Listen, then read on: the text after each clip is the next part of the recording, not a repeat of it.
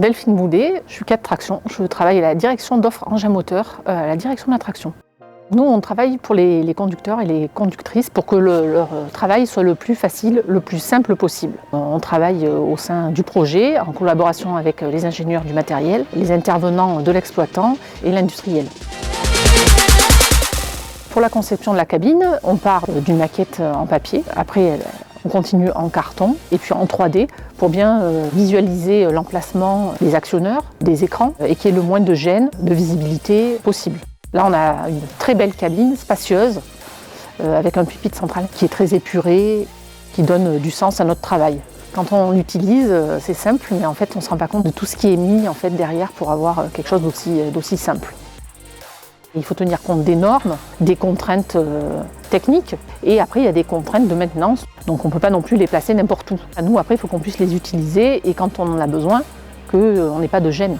Le sifflet, on se rend compte qu'il est mieux disposé ici, ce qui nous permet d'actionner les boutons sans gêne. Sur les écrans, on ne cherche pas à afficher tout, mais à afficher ce qui nous est utile et ce qui est pertinent à l'instant où ça va se produire. L'idée, c'est que les écrans soient le moins chargés possible. Il y a eu un sujet sur la climatisation et donc dans la conception de la cabine, on a fait des essais pour vérifier que les flux d'air soient bien dirigés. Il y a un travail qui a été fait sur le design des commutateurs. Et si ça n'a pas été fait? Donc si ça n'a pas été fait, c'est qu'on ne sache pas en fait comment manipuler le commutateur et le casser.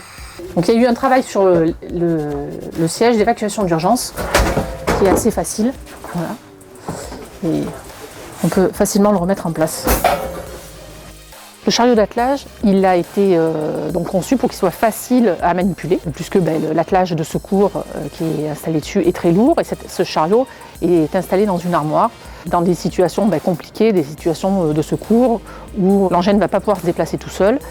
Il va être secouru par une locomotive qui ne dispose pas d'un attelage automatique.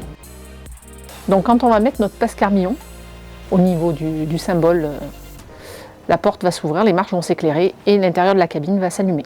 C'est important pour la sécurité du personnel, notamment les accidents de dénivellation.